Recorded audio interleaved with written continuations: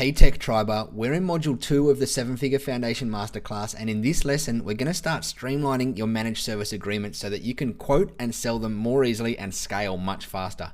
Again, this topic is huge, so I'm going to throw as much value as I can in with the time that we have. However, we'll deep dive further into some of these subjects in other areas inside the Tech Tribe. Let's jump in. So first up, what is managed services? I'm not going to go deep here as I'm sure you know what it is, but in a nutshell, it is an agreement with a client to provide an ongoing set of services in exchange for a continuous monthly, quarterly, or annual fee. So why do we need to run through getting your managed services offering right? Well, first up, it's the best revenue type you can have in your business. Not only is it the most stable, it's typically the highest margin, and it's also the most valuable when it comes time to exit your business. And let's face it, you're going to have to exit your business one day. Whether that's selling, closing down, or with you packed in a box, you're going to exit it. So why not work at making it a successful exit? Secondly, managed service agreements can be really profitable, just like projects, way more profitable than products and ad hoc labor. However, most businesses I see would be better off reverting back to hourly billing for their clients for the amount of hours they're putting into their agreements, and that's not good. And last but not least, there is so much confusion and complexity out there with managed service agreements. Most technology businesses find them hard to price, hard to quote, hard to adjust, and that ultimately means their clients find them hard to understand. I want to help bring some simplicity back to that for you and for your clients. To start off with, let's run through how the pricing models of managed services have evolved over the years. When the first upswing of managed services hit the technology business market, most people started pricing on a per device basis. This was quick to roll out and made sense when there was barely any remote working policies, bring your own device policies, tablets, smartphones, and there was very little cloud. So there was typically lots of server instances to charge for to make up for the bulk of the agreement. With the rise of the cloud, smart MSP started evolving into either per user pricing or per experience pricing. The per user camp charged a fixed fee per user to all of their clients with the same price for everyone, and their per user camp charged a custom fee to every single client, typically made out of smoke and mirrors, and it wasn't very easy to scale. After many years trying, testing, tweaking all of these approaches, I settled on what I like to call per user version 2. It takes the best out of per user pricing and the best out of per experience pricing and allows for a simple, easy to scale, easy to implement, and easy to understand system. So what is per user version 2 pricing? Well, first off, you start off with your base rates. We'll talk more about them in a minute. You'll need to have different base rates for things like per user remote and per user on-site. You then weight that number by how complex that particular client's network is. If it's easy, you might have this set as 1. If it's super complex, you might set it as 1.5 or even 2. Then you weight it by how difficult that client might be to work with. And finally, you weight it by any other factors you want to include that make sense in your business. Now, out of all that, you get your per user 2.0 pricing. As you'll see here, the green section is what you set and have under your control, and the yellow section is based on your client. We all know that every single business out there is vastly different, and this model allows you to set some standards to help you cater for that. So an example of this might be that you decide on your base rate for unlimited remote on a per user basis is $125 per user. Now let's say that this client has a slightly more complex system than your baseline. Maybe they have an extra on-premise server that you need to support for some old line of business applications. So you weight this by 1.1. Next up, let's say this client has a CFO who needs a little extra love sometimes and you're required to submit some extra documentation every time you roll something new out. So you weight the difficulty factor by 1.2. Finally, you weigh it by any other variables that you've got in your business, and voila, out pops your per user per month pricing, tailored specifically for that client, but still operating within your framework. And remember, this is just a framework. You can come up with whatever you want here. Just do whatever you can to keep it simple so you, and more importantly, your team can easily quote, sell, and deliver this service. So what are these base rates that we were talking about? So as I always recommend, start off by keeping things super simple. This could mean kicking off with just 2 base rates, unlimited per user remote and unlimited per user remote plus on-site.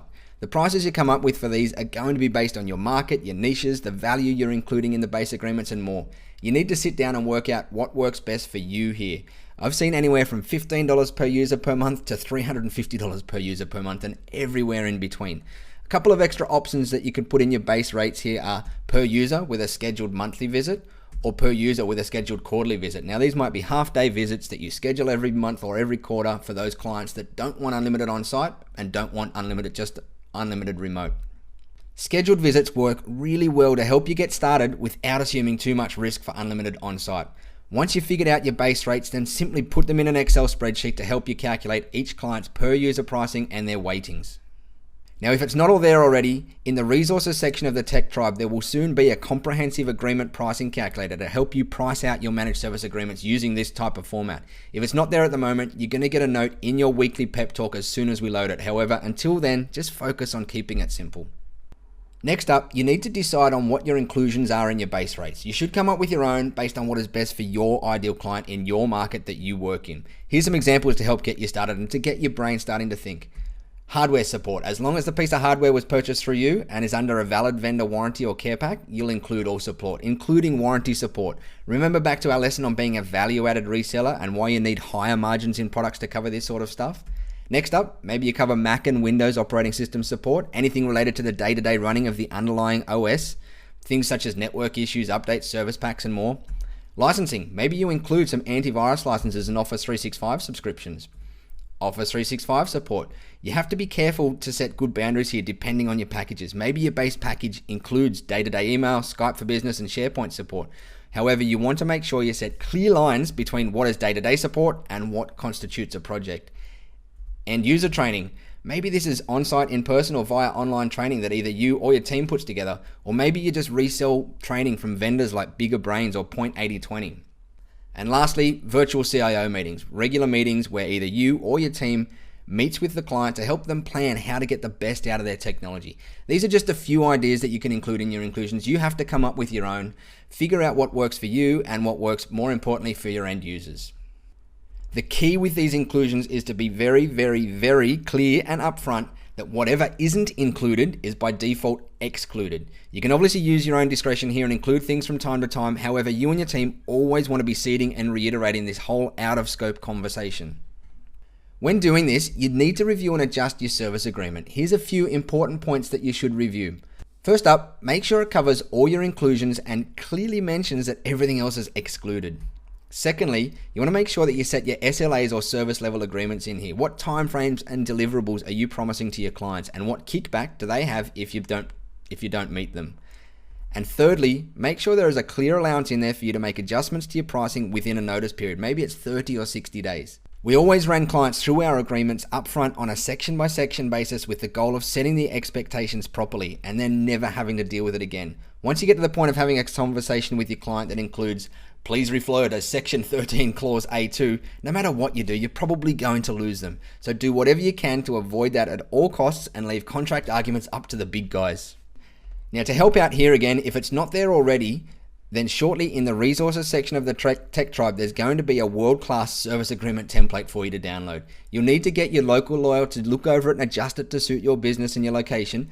However, the majority of their work is going to be done for you, saving you many, many, many thousands of dollars. Again, if it's not there at the moment, you'll get a note in your weekly pep talk as soon as we've loaded it. However, until then, work with what you have and adjust as necessary. Once you have your pricing and packages finalized and your service agreement reviewed, your next step is to adjust your existing agreements. Now, nearly every technology business that I've seen over the years has a pile of legacy agreements everywhere, agreements that were made with clients years ago and haven't adjusted since. I can tell you the majority of profit leaks and pain in your business is probably from some of these older agreements. So now we need to put in a process to adjust your existing agreements so that they are in line with your new offering. To do this, first up, you need to put together a complete list of every single one of your agreements. Don't think about them, just list them all out. Then run through and figure out what ones need to be adjusted and in what order. Maybe they're really cheap as they're so old. Maybe the client has grown and you haven't updated the agreement. Figure out what ones are costing your company the most and prioritize them first. If you can do a gross profit agreement report for the last 12 months at least, it's going to give you some good pointers for where to start. And thirdly, move those clients to your new agreements. Depending on your relationship with the client, this can be either via email, a phone call, or a visit. However, talking to them on the phone or in person is always better than email, so try to default to these. Now, this might seem too simple, but here's the kicker. It is this simple. Don't be fooled by it. The trick is in executing and executing regularly. Doing this process won't happen overnight, but if you work at it for an hour or two every week, over a few months, you're going to go right through your entire agreement list and you're going to get everyone on the same offering and get everyone profitable. I remember when we first went through this process in my technology business, we standardized and increased a pile of agreements and brought in an extra about $40,000 a year. And nowadays, that's enough to cover 2 more full-time engineers in our Manila office. To help make this super simple, I've put together a basic spreadsheet for you to run through the process. Simply list out every one of your current agreements, then define a priority for each based on what we just ran through, sort by the priority, and mark done in the final column as you move through these agreements and move those clients onto your new pricing. Trust me, if you set a weekly 1-hour meeting to work on this, after a few months, you're going to end up with a much more profitable, scalable, and easy to deliver agreement system. Remember, you don't have to do it overnight. A good process would be to commit to it as one of your 90-day goals like we spoke about in Module 1. Once you have your system in place, you now need to review and reconcile it regularly. The first thing you need to review and adjust when you're on a per user pricing is obviously your user count. Now you can either do this one of two ways. The first way is manually, which is perfectly fine just to get started. Just make sure that you set some recurring tickets up for one of your level 1 or cheaper technical resources to jump in and do it. You personally don't want to be doing this each month, and if you can avoid it, you don't want one of your higher paid engineers to be able to do it either. This person will need to check user counts at each client and adjust their agreements accordingly. The other, more preferred option is to allow your ticketing system to automatically do it. Now there's tools such as Cloud Console from ConnectWise that plug directly into your client's Office 365 accounts, and they directly update your agreements in your ticketing system. If you're using an automated system, I'd recommend scheduling in a quarterly or a biannual reconciliation just to make sure nothing has got out of whack. Then secondly, you need to review your agreement gross profit reports. You can do this monthly or quarterly. We used to review ours monthly to look for clients that fell outside of our targeted profit margins. And when someone falls outside of your targeted profited margins and it's their fault, then you simply calculate their new per user rate to make them profitable and adjust them. If you've set the right expectations up front with the client, this won't be an uncomfortable conversation. Again, to help out here, I've written 2 simple email scripts that you can use to help adjust your agreements if you ever need to. The first one is if you ever need to increase your agreements. It's written extremely respectfully, and if you have set the right expectations up front and you're providing a premium top-notch service to your clients, they're not going to bat an eyelid at the raise. And the second one is something that scares most business owners but can really put some dollars in your trust bank with your clients, and that is decreasing their agreement amounts. If you're continually earning well above your targeted profit on an agreement, you can really work with this option. It's a really surefire way to win their utmost trust and let them know that you don't just increase rates all the time, but you also decrease where possible. Whether you take up this second approach and decrease prices or not is really up to how you want to run your business. Some people always say go for maximum profit all the time. However, using a strategy like this can easily help turn a client who might be swayed to move somewhere else into a lifetime client. And that might help you get a huge ROI on any of the potential profit shortfall that you lose in the short term. That client, if you give them a decrease in prices, they're also going to be much more understanding if and when a price increase does come through. You can grab both of those email scripts in the lesson resources below. So here's your action steps. First up, figure out your base rates. Next up, figure out your weightings for complexity and difficulty and any other weightings you might want to include. Thirdly, figure out all your inclusions that you're going to offer in your packages. Then adjust your service agreement showing these changes. Lastly, the moneymaker. Go and adjust all of your existing agreements to your new, simplified, and much more profitable model. So over to you now, Tech Triber. I hope you enjoyed that lesson and now have some ideas about how to structure your managed service agreements for growth. In our next lesson, we're going to run through the process of dealing with out-of-scope work. We'll help you figure out how you should charge for it and give you some tips and scripts for helping with the sometimes tough conversations about it with your clients. I'm looking forward to seeing you there.